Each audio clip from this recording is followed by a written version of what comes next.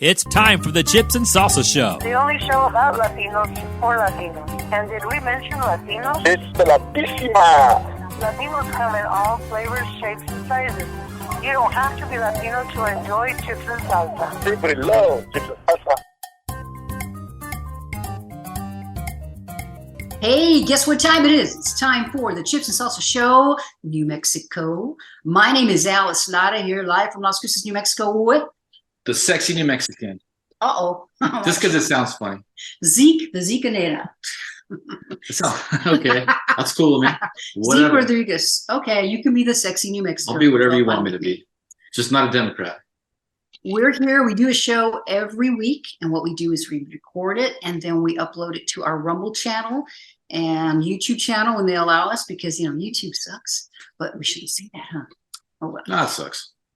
So we thank you, Chipsters, for following along. We have a great show we're going to get to in just a moment with our guests standing by, Sarah Smith and Juan Garcia. So hang on tight just real quick, because what I want to mention is this weekend, guess what I'm going to do? You already know. But we're driving up to Phoenix, and America Fest is happening there. For those of you who aren't aware of that, that's Turning Point USA, Charlie Kirk. They have a big deal at the convention center downtown Phoenix. And thanks to the efforts of Don Jorge and also our wonderful executive producer, Eric Williamson, who's taking care of all this stuff right now, we are going to have a booth down there on Media Row. So if any of you out there listening, please come out and see us. We'd love to talk to you. We're going to be doing interviews. I don't know if we can do live interviews. I think there's some rules about that. But at any rate, Eric will be recording them, and then we'll show them later. We'll be recording a couple shows down there. Zeke's still trying to get out there, so hopefully all of us can be there. It's all pray to Moses I can get out there. Yeah, right on. Good deal. So that's what's happening. We're very excited about that. So that's America Fest. I think I'm going to get there Saturday. The big stuff starts Sunday and runs Monday. It wraps up Tuesday at about noontime. Now, I have been to one of these events before in the past in Arizona, and it was one of the best times I've ever had in my life. Just because you're surrounded by such like-minded, powerful people, you're all in the same frequency. It's incredible vibes. So if you can get out there, if you're in the area, I strongly encourage you to go, because it's just spiritually, it's very refreshing to be around so many like-minded people. And one more thing that was so impressive when I was there, I was still living in Arizona. You will see so many people that are under 40, under 30 yeah, also. Totally, yep. Just a big group, and everybody, they're so nice. The energy is fantastic. If you can do it, do it. That's what blew my mind, is how many young people in Arizona were so conservative. That was the awesome part of it. There really are. So that's my little commercial for it. Hope to see you there. And now we have a really important issue to talk about today, and we have done it in the past before. So let me first introduce you to Juan Garcia, who is our Coalition of Conservatives in Action Chairman. Juan, welcome to the Chips and Salsa Show, New Mexico. Thank you, Alice. Hello, Zeke. How you doing? Wonderful. Good. And also on the other panel, screen, whatever you want to call it, is we have super activist Sarah Smith, who is with Free People of the Southwest. That's the local part of it. And also she's with New Mexico Freedoms Alliance, the state part. Hope I got that right, Sarah. Welcome. Absolutely. Thank you, guys. Glad to be here. Okay, great. So the reason that we decided to have Juan and Sarah on, if you've been following our show, we have a local issue, and this is all over the United States, unfortunately. It's hitting our education process. Yep, it is. And Zeke, why don't you explain a little bit of it, and then we'll toss it to the guys. So to be quite honest, that's why I'm grateful we have the guests on, because they know in intricate detail what's really going on. I like to come at it from the lay perspective, like your average parent. Or and you are a parent. I'm a parent, but I'm a little more involved than most parents. But just off the cuff, guys, this is a book that's called Jack of Hearts, and I have a friend that's dealing with it in El Paso as well. Okay, so it is all over the country right now. And thank you, sir. Yep, she's got it right there, and it's basically a book that they'll say is I guess justifying LGBTQ issues and trying to encourage LGBTQ-minded kids to be okay with that, which when I say it like that, it sounds fine. But when you actually get into the book, the essential plot is that, and you guys correct me if I'm wrong, this is the last gestalt that I came across, was basically coaches and teachers were going to have sex with their underlings, you know, in the classroom or in a sports setting, that it was basically normalizing coaches and teachers having sex with their students anally. Well, so that's not really the main premise of the book is that Jack, who is 17 years old, is a sex columnist. And so he's answering questions about sex and doing all kinds of telling about what happened with sex.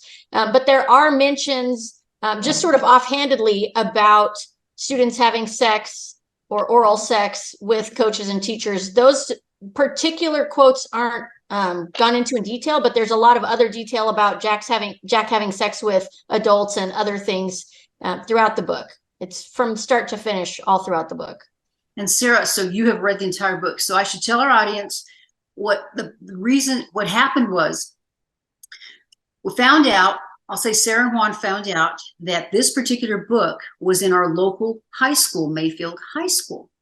And after investigation, they thought, as a lot of us do, it was not age appropriate to be in a public school library like that.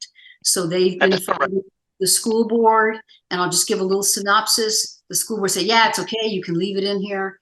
And then, so they came back and challenged that. The school board decided to appoint a panel, I believe, of 3 parents and 4 teachers to review the book, bring their recommendations. They brought it back to the school board and said, yeah, we think it's okay. I think there was 1 parent who said, no, it shouldn't be allowed. And then so the school board said, okay, that's fine. They sent that to the superintendent. This is the little process I'm giving you. Superintendent Rios agreed with the panel and said, okay, brought it back again. And then more recently, it was challenged by Sarah and Juan, and the school board again decided, no, we're keeping it. Now that's in a nutshell. If I got any of that wrong, please correct me. And then now go ahead and update us, one of you, on what comes next. So what you outlined, Alice, is correct from a top level, and Sarah can jump in here in a minute. You know, we've been through this, but there's a couple of things I want to focus on. First of all, there is no integrity, and I don't say that loosely because I don't like to make broad statements. There's very little integrity in the school board, and I can tell you why. Okay, we have Mr. Wolford and Mr. Nolan. Mr. Wolford, who is an avid anti-quote book banner, even though we are not book banners, publicly stated it in his texts. Okay, Mr. Nolan is claims, or he's bragging about how he helped stack the committee, the review committee. So those 2 individuals have zero integrity, honesty, as far as I'm concerned. Those 2 individuals should not be, in my opinion, on the school board. Okay, much less, you know, be serving as judges for when Sarah and Beth appealed this last event. So, Sarah, you want to jump in? Yeah, thank you. So what Juan's referring to is after the book review committee talked about this book and voted 6-1 to keep it, we submitted a public records request to find out how that committee was appointed, because the results of that committee didn't make sense to us with what we know from talking to other people, from looking at the book. Most people look at this book and they say, nope, that's not okay for kids. And so for the committee to say 6-1 that they should keep the book told us something's off here. And so with a public records request, Juan was able to get text messages from those board members saying how that they basically stacked the committee against our efforts from the beginning. And I mean, that takes away the entire integrity of the process. Why would the school district have a review committee? So that you could get opinions and see what people think about it. But if they basically put people who they know are against us on the committee, then the book review committee was basically a charade. It was a farce. And so this last week, when we appealed to the school board, we tried to ask that those 2 board members not be allowed to vote, because they've already shown that they don't have any integrity on this issue. They can't be objective about it. And they were still allowed to participate in the appeal anyway. So that's what right. And the sad part is that the board president, Tenorio, asked Mr. Wolford and Mr. Nolan if they could be objective. Now, it's almost like you getting busted with your hand in the cookie jar, okay? And your mom is going to spank you, and she's going to say, are you going to do it again? Of course you're going to say you're not going to do it again. So when she asked if they could be objective, of course I said yes. So the whole effort, just like Sarah just described it, and we described it, it's a charade. I mean, how can you be objective? The other thing too, and one of the things that I discovered today, is in their oath of office, they use the word impartiality. Okay. They swear that they will be impartial in the execution of their duties as school board members. So, when you look at that, you look at those two. I like to think that Board President Tenorio is honest. I like to think that she has integrity, but I hope so, and I hope I'm right, and I hope she just had a lapse in judgment in allowing those two individuals to remain on the board. Go ahead, sir. That kind of gets us up to speed on where we're at right now. So the process that we've gone through for this book is basically Thank you, Sarah. Just a moment. Sarah, let me interrupt you for just a moment. So is there anything more that you can do or complain to anybody about the integrity of these two school board members? It's already done. I realize that they all unanimously voted to keep the book, but is there any higher source that you can complain to and make a stink about it? So it's right. That's what we're trying to find out right now. We have asked the school district, for instance, the committee pool that they put together for this book is supposed to stay intact for the full school year. But we now know that whole committee pool is messed up, right? It's been stacked. And so we're pushing on the school district outside of the school board to say, hey, what are you going to do? We have evidence. You've seen the evidence. Are you going to throw that committee out and reform a new pool of potential committee members? And that's what they need to do to make this process make any sense and to make it have any sort of integrity. And in the meantime, we will continue using the public. Okay, we will appeal to citizens, parents, to help us drive this point that this whole effort on the committee is a charade. It's a joke. If you would have gone in for a trial and you would have had compromised jurors, the judge would have thrown it out. So, and then the other part that I want to bring up is, and this is where it kind of bothers me to have to say this, but I was very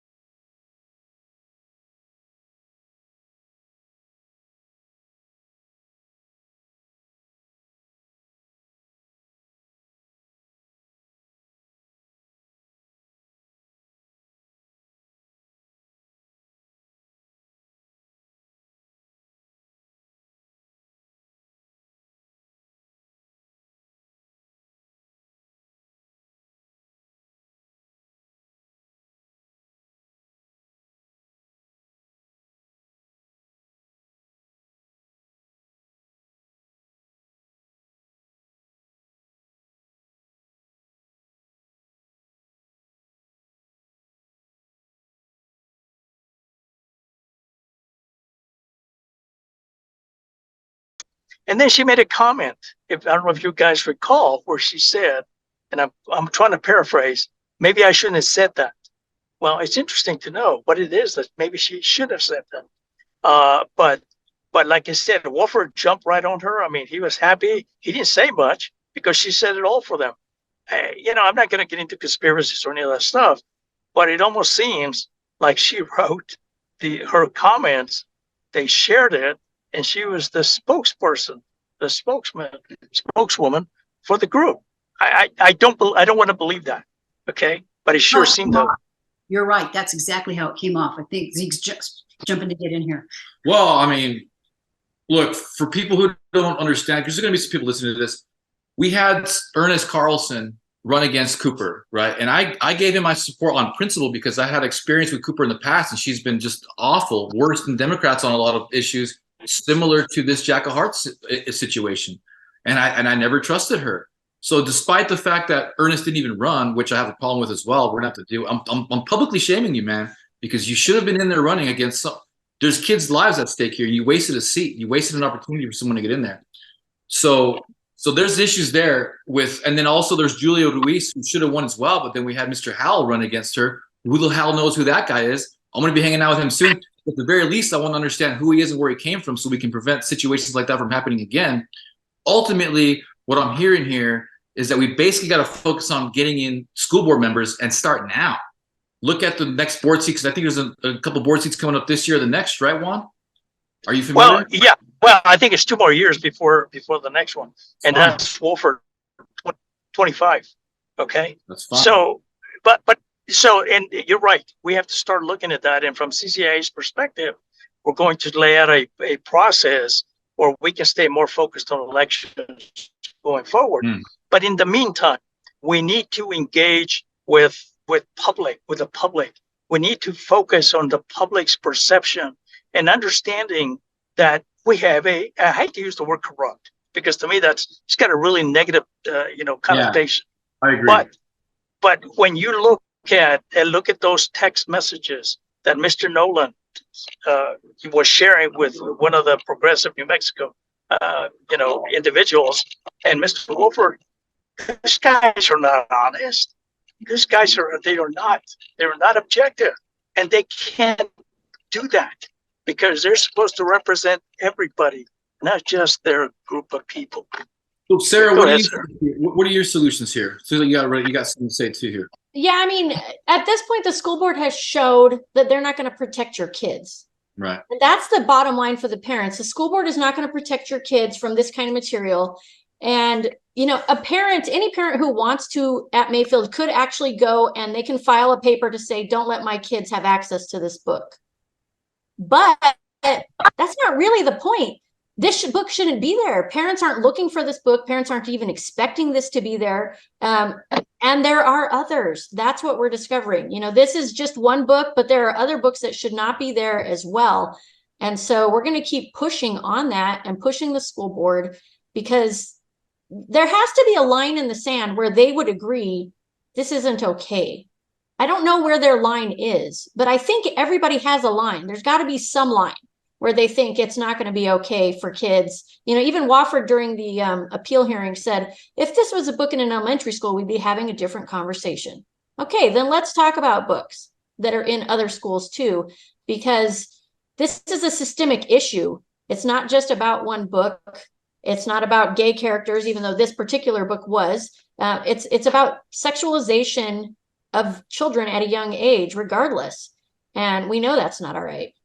Yeah, and I hear you out big time there, Sarah. So for those who don't know, there's the dangers with this is twofold. Okay, first of all, the natural thing that we all know is like when they're 16 years old, they're so impressionable. When's the last time you talked to a 15 or 16-year-old? They suck up whatever you tell them like a freaking sponge. Okay.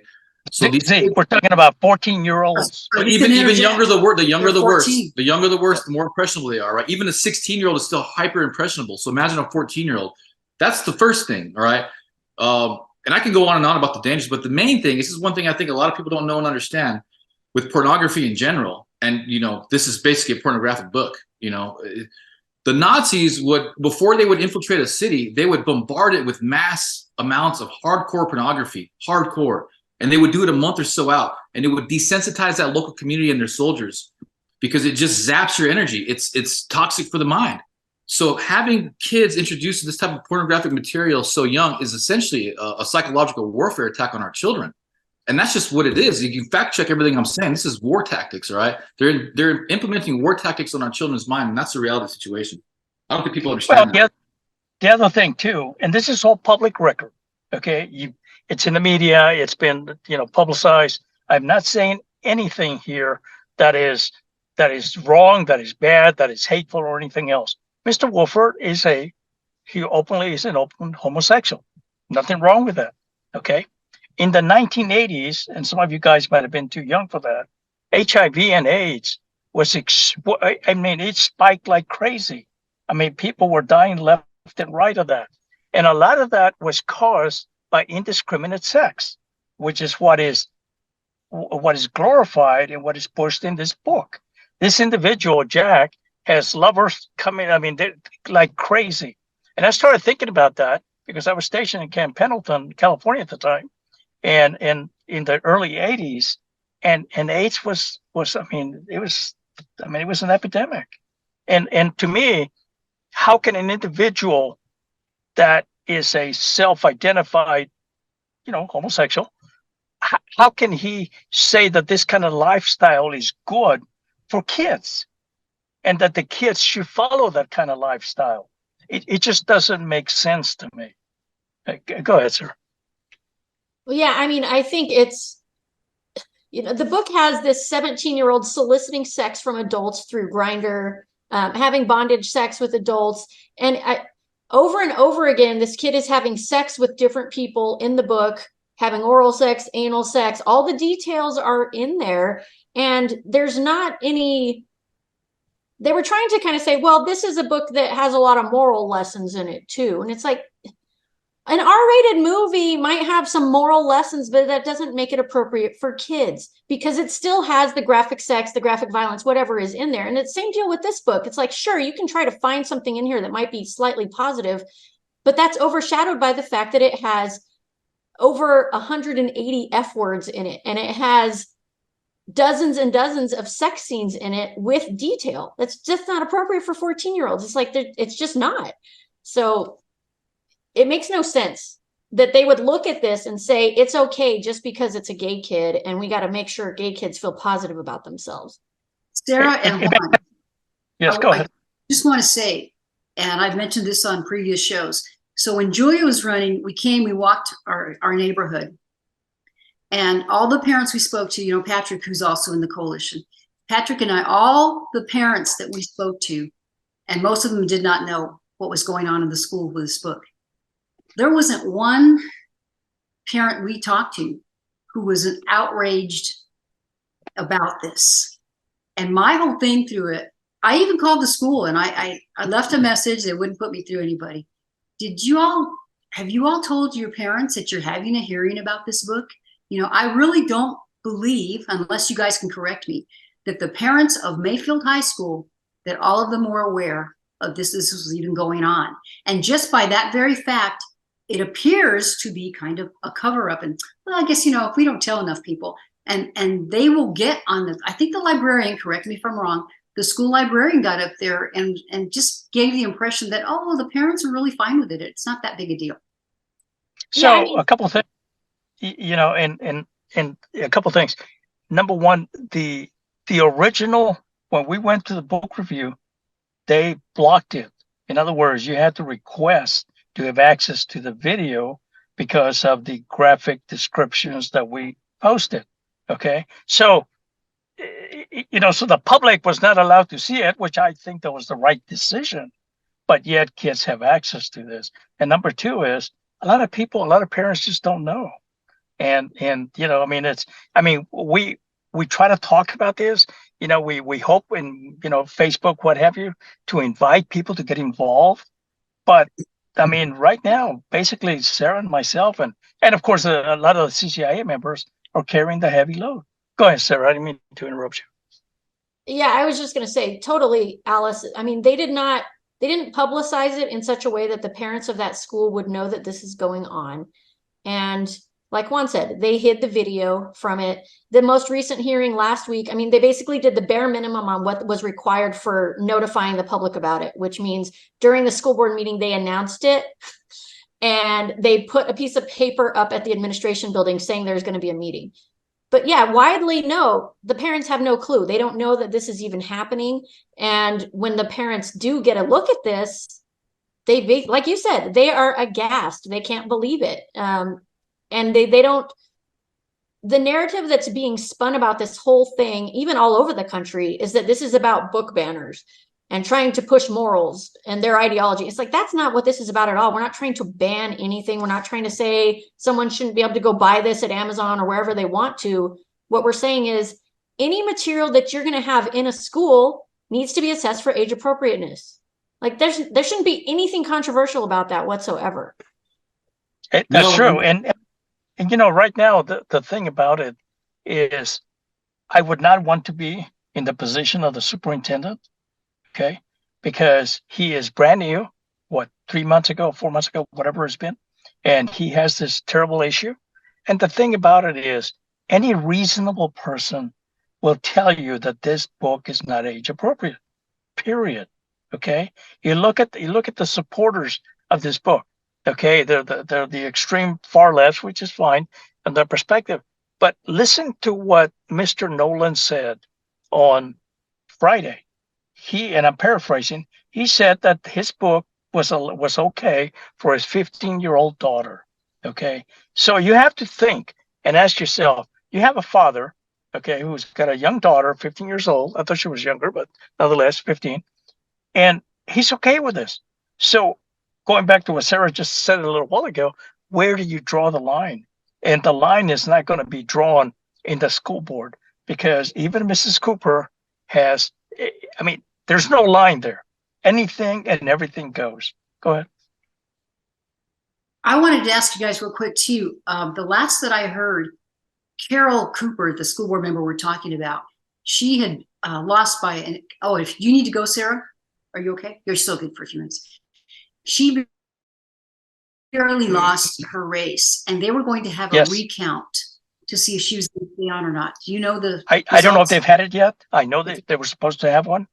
I don't know if they actually executed it yet. They're gonna win. But, so she'll probably win, but we'll have no conservatives on there, and apparently no one that can support. Well, the thing, Ellen, is sometimes it's probably better that you don't, if you have one like this one, because you think, you believe that Carol is going to be going in one direction, and she just backhands you. At least if we had all Democrats, for what it's worth, and I know it doesn't sound good, doesn't sound right, at least we know where we stand, instead of being blindsided like she blindsided us. Okay, we're having to switch computers. That's why you're going to hear some feedback. So just be patient with us. Do we have the camera on? Video? Okay, we're back. There we go. Oh, see my wall. Okay, so look, guys, I said to get this out real quick. Like, the main thing I have a problem with is LGBTQ events. Like, if you're going to be gay, that's fine. I grew up with gay people. I know gay people. But the big thing that they always miss is that 80% of these people who choose this lifestyle have suicidal ideation. And a large portion of them actually do commit suicide. So how could you promote this LGBTQ movement or agenda without qualifying it through counseling or some type of humanistic empathy towards these people? I don't want to commit suicide. We know that this population, 80% of them have suicidal thoughts and tendencies. Okay, and then furthermore, promoting promiscuity. Promiscuous people, by and large, are essentially narcissists, because narcissism definition is to use someone for short-term gain. So if you're having all these, sexual encounters with all these people, you're basically encouraging narcissistic tendencies, the dark triad tendencies. So here you are promoting suicide and narcissism, and nobody wants to say anything about it or try to help these poor people.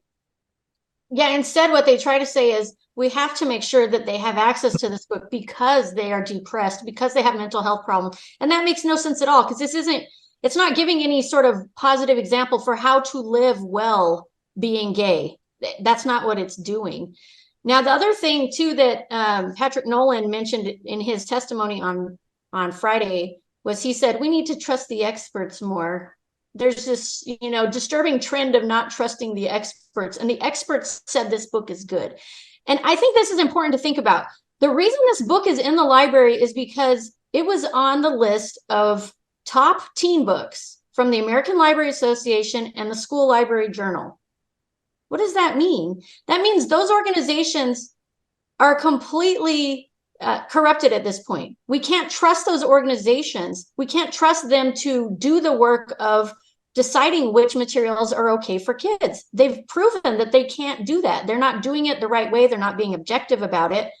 And I think it's really interesting that that's what they're trying to say. Oh, well, we just have to trust the experts. Well, where has that gotten us? I mean, all of us know trusting the experts over the last few years has just been a disaster, because the experts are just pick and choose people who are saying what somebody has decided is okay, but they're not actually looking at the evidence. I mean, like you said, what would happen if kids read this book and they think this is okay? This is an okay lifestyle. Well, we know what's going to happen. It's not going to be good for them. It's going to be disastrous for them.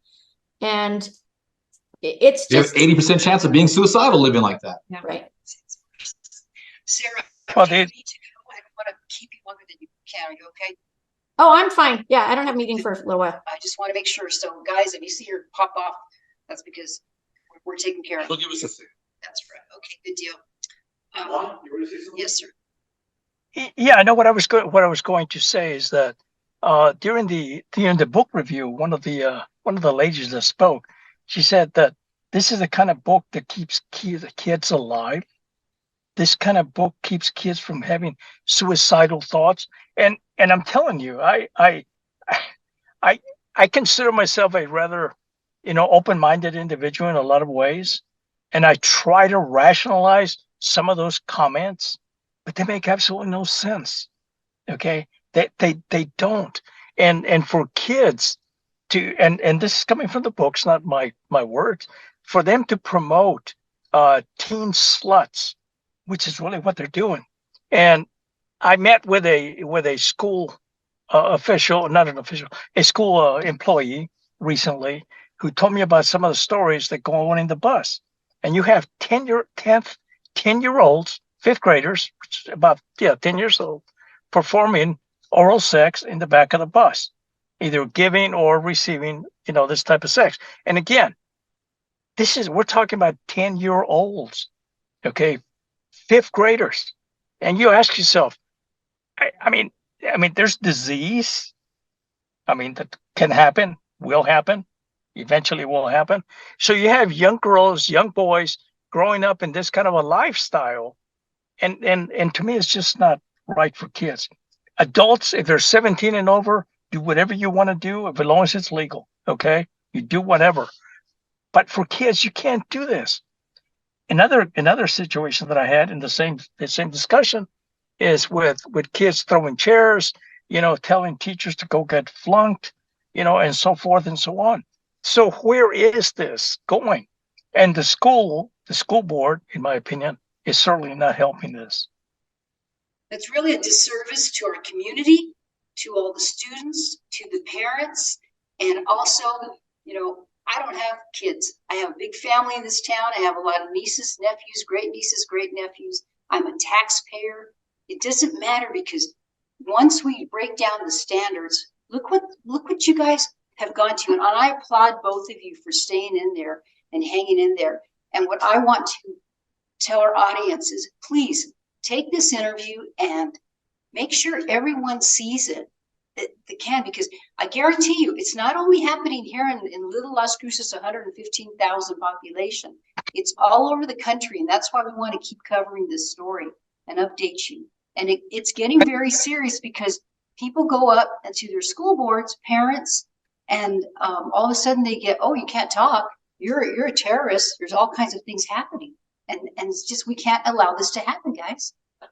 Well, one of the things that Sarah and I do is we're very careful of the words that we use and the comments that we make to make sure that they're factual. If it's an opinion, it's an opinion. We'll say it's an opinion, right? But what I just said about what goes in the back of the bus, and they have cameras on the buses, by the way. There's 3 cameras, one in the front, middle, and the back. So I guess the kids don't particularly care about whether they're being filmed or not. Okay. Hey, so that's one thing. And the other thing too, everything we've said about Mr. Nolan, public records, we obtained it. We're not saying anything that's not true or factual or that can't be backed up. When we talked about the AIDS epidemic that ravaged the gay, the homosexual community in the 80s up until it peaked out, I think it was in the 90s, early 90s, give or take. This is all public record. What I said about Mr. Wolford, his lifestyle. I've met the guy. I've talked to the guy. Nothing wrong with him. He's kind of a friendly guy. However, he should know better, okay, than to promote this type of lifestyle and say this is okay. Go ahead, sir. Well, they should all know better. Kids' brains aren't developed enough to make the decisions on how to engage in these sorts of activities. They can't weigh the risks of it. They can't really look at the long-term consequences of it. And so by having a book like this in the library, they're essentially saying, we think it's okay for you to behave like this. We stuck it in the school library. I mean, the kids in this book, besides the sex stuff, I mean, they're smoking pot, they're getting drunk, blacking out. They can't remember if they had sex the night before. I mean, it's like all across the board, the stuff that the kids are doing in this book is not okay. And the school district is just trying to say, well, it's fine because kids do this. That was part of their reasoning was, oh, well, it's okay if it has so many F words in there because that's how kids talk to each other. Oh, it's okay because they already see this kind of content elsewhere. It's like two wrongs don't make a right. What are you talking about? Oh, just because kids might be able to access pornography somewhere, we should make it okay to have it in a school? No, of course not. That makes absolutely no sense. But they don't seem to really understand what they're saying. I mean, when I went to speak and I was going to read some of the really graphic parts of this at one of the school board meetings, I asked if they could potentially excuse the student advisor who was there on the council with them. And he said he might want to leave the room. I'm going to read some really graphic stuff. And Wofford said, well, maybe you should not read age inappropriate material at the school board. It's like, do you hear yourself? What are you saying? How does that make any sense? And he was troubled. He was troubled. You could see him visibly troubled when the young student got up and left. He wanted that kid to stay there. Because why? Because Mr. Wolford was driving the point that he thinks that the sexualization of kids and everything goes is okay.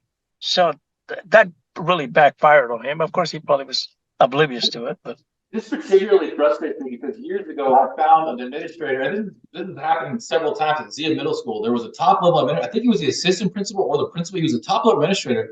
He got caught molesting one of his students and filming it on Twitter and blasting it on Twitter and talking in Spanish how they learn fast, how they're performing oral sex on the teacher. I mean, this is in the news. You can Google it. And so basically this Jack of Hearts book is trying to normalize what administrators have gone to jail for. He got 11 years for that, which I don't think is enough.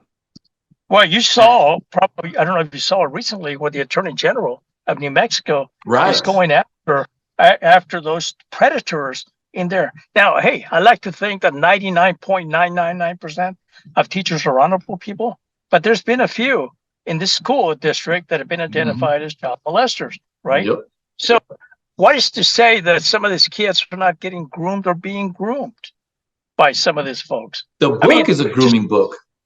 Well, yeah, there you go. Juan and Sarah, I would like for you guys to take some time and advise our audience, locally and nationally for that matter, what they can do, get active, become involved, whatever pointers that you have, because it's going to take a lot of people to make a change, because this school board, man, there's school boards everywhere, I'm sure. They're in there and we're supposed to be the bosses, okay? We entrust them to our kids. So give us some pointers. Well, and I'll let Sarah jump in because she's really good at this. First of all, you have to be factual. Okay, you can't start accusing, you can't start talking about, conspiracies and all this crazy stuff. Stick to the facts, be courteous, be honest, and stay on track. Because if you give up, Sarah and I, we could have given up, a month ago, Sarah, 2 months ago? I mean, we've spent a lot of hours working on this. I was thinking about that, probably in the hundreds of hours that we've dedicated. And then the other thing too is reach out to us. I mean, we would love to have the support. Go ahead, sir. I think the other thing too is that the parents need to really understand kind of the basis for this sort of action. And so the Supreme Court has ruled about whether you can remove books from schools or not. And parents need to understand where the legal line is, what you're actually trying to challenge. And so the Supreme Court, there was a case, Pico versus Board of Education, and the Supreme Court said, you can't remove a book from a school just because you disagree with its ideas. You can't remove them for that. But you can remove books that are pervasively vulgar. That's the quotes specifically from the ruling. Pervasively vulgar or age inappropriate. And so if a parent wants to challenge these types of things in their district, that's what they're looking for. You're not looking for, I don't like the way this is, I don't agree with it. What you're looking for is it pervasively vulgar? Is this age inappropriate? And that's kind of the legal standing that you have to push on it. If you try to come at it from another direction, they're just going to knock you down immediately, because they'll say, hey, the Supreme Court already said we can't do that. And so Right. I think that the parents need to kind of get up to speed on what that looks like. And, you know, some of the other states are actually passing legislation at this point, trying to prevent this kind of content from being in schools. Texas passed a law, Iowa passed a law. So depending on where you are, maybe the battle's already, you know, well underway. But places like New Mexico, we really need as many parents as possible to understand this is real. They need to look at the books. Because if you just read the news, you're like, oh, I can't imagine it would be that big of a deal. But when you actually look at this book, it doesn't take long. And then you go, oh my gosh, there's no way this is okay. And then at that point, they need to start taking action. Find out what your district policy is, how you can go about challenging things that are in the school, and then just start going through the process. And you as a parent and as a taxpayer, I mean, I call, I don't always get a return phone call, but I do have a lot of questions, because I remember it wasn't that long ago, they were trying, and I'll call this a book banning. They did not want the classics, you know, Mark Twain's Tom Sawyer, Huckleberry Finn, because of the N-word that was in there. And some of them were very successful in getting out of their schools. Now, I don't know what the deal is here in Las Cruces. I haven't done that. But, you know, if I walked into our school libraries and I had a stack of Playboy or Hustler, I wonder if they would let me donate them.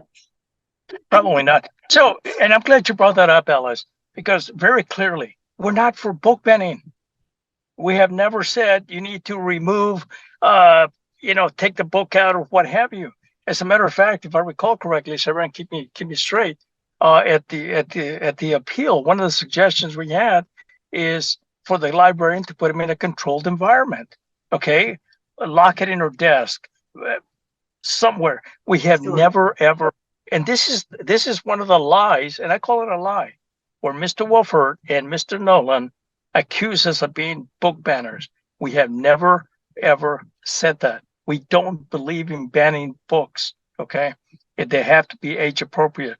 Once you're 17, legal age of consent. I mean, hey, God bless you. Have fun. Do whatever you need to do as long as it's legal, right? But up until that time, there has to be a line that we need to stay behind on. Go ahead, Sarah. Oh, and excuse my ignorance, because I'm still, you know, just moved back here a year and a half. Did you say 17 is the legal age of consent here? When I looked it up, the 17? legal age was 17 was the age of consent. Yes. Oh, interesting. I thought it might be 18. Learn something new every day. Well, there's some limitations. If you're under 18, I think the maximum age that your sex partner can be is 4 years older than you. Right. If you're under 18, but yeah. But still, as you say, in the high school, today's high school, you can have 14-year-olds in there. So, yes. I mean, come on. And you know what got me to, I'll just mention this real quick because it bugged me. In other hearings that I attended, they tried to use the term young adult. Well, I'm sorry, but a 14-year-old is a teenager. Even a 17-year-old is really a teenager. I would barely qualify a 17-year-old as a young adult. Really, you need to be 18 at least, I would think. 21 is really, for me, I'm really conservative. But, you know, I can accept 18 or 17. Well, that Alice, that's the name game that they use, the word game that they use. Okay, so we used to call them teenagers. I think they're still teenagers. I know they are teenagers, but now they're young adults. Okay, so how far? So let's go back to the 10-year-olds that were in the bus doing their thing there. What do you call those? I mean, victims of preteens. abuse. They don't have parents at the house. And they're not, I mean, that's just horrible for the morals. But real quick, because we're running out of time, I just want to chime in on this. The 10,000 foot view is that we just need to get the federal government out of our education. You know, since, for people who don't know, since the federal government has got involved with state education, IQs have plummeted, math proficiency has plummeted, science has plummeted. I mean, but before so, we had, you know, Nobel Peace Prize winners. We were top performers in the world. As soon as the Fed got involved, everything just started getting destroyed. So for me, if I was, say, a higher end politician, I would be pushing to get the federal government out of local education. I want to give kudos also because Sarah Smith, she is a homeschooling mom.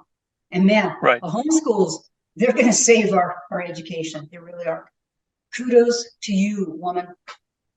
Okay. Well, and let's- homeschooling is growing dramatically. I mean, Yeah. I've had several parents contact me just because of this book specifically and said, I'm pulling my kids out. And that's the thing. You have options. You can do other things. You don't have to leave your kids in there. Charter schools are good too, guys. Yes, I'm a big yes. charter schools. I'm always.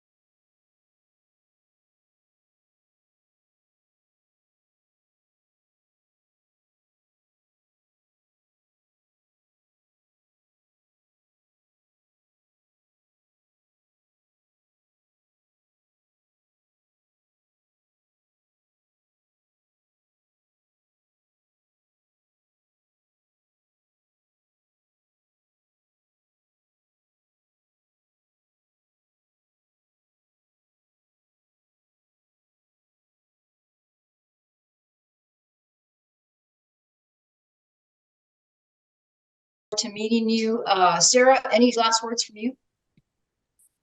Yeah, I mean, we have to basically take the school system back at this point. That's what needs to be happening on a massive scale.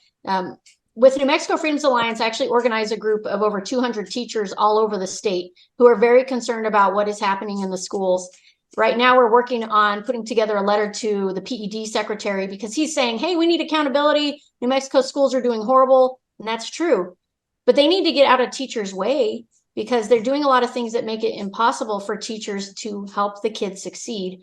You know, this is just one example of things that are being pushed into the classroom. But like Zeke said, there's a lot of other problems going on with education besides this.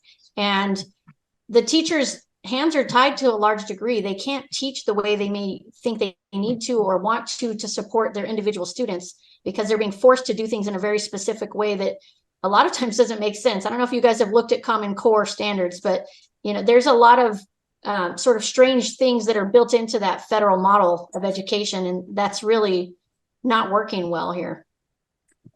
It doesn't work well anywhere. The proof's in the pudding. America's performing horribly. IQs are plummeting. I mean, we're the dumbest we've ever been right now as a nation as a whole. And also just to remind you, almost every show we talk about it, New Mexico is the bottom of the list. It's unfortunate. Hey, one last thing, Alice, before you guys go, I'd like to say thanks to Sarah because she's one hell of a partner to work with. I mean, we burned the midnight oil. I mean, and she's right there. I mean, she's one step ahead. I spent a lot of time in Albuquerque. Everybody talks about well organization and CCAA. Everybody talks about Sarah Smith. Every freaking conservative meeting I go to, you guys come up, man. So kudos to both of y'all for everything y'all doing. The whole state. It's reverberated throughout the whole state, just so you guys know. God bless you guys. Thank you so much. And real quick, I'm going to say a prayer because I've been getting a habit of saying prayer at the end of these things. Thank you, God, for having us come together. I pray that you continue to give us the energy to fight for these children, to fight for you, Lord, and continue to give Juan and Sarah the energy that they have to stay at the forefront of this, and that you keep giving us the tools that we need to protect these children. There's no one else doing it, Lord. Thank you for everything you've given us so far, and thank you for bringing us together. Amen. Thank you. Amen. Thank you guys for being on today. It was a great show. Please, everybody, get this out to your parents, friends, everybody, so we can keep on with it. We have kids. Stay safe. We have a good to save, and you guys are political rock stars. Yeah, keep it up, guys. Thank you. You guys take care. We'll see you. Bye. Great deal. Later, guys. So next time, be with us next week. Walk on. Walk on. Chips is also showing New Mexico. Alice Lara here with. All right. Sarah's still there. Bye, everybody. Thanks, guys. You guys later. Thank you so much for your time.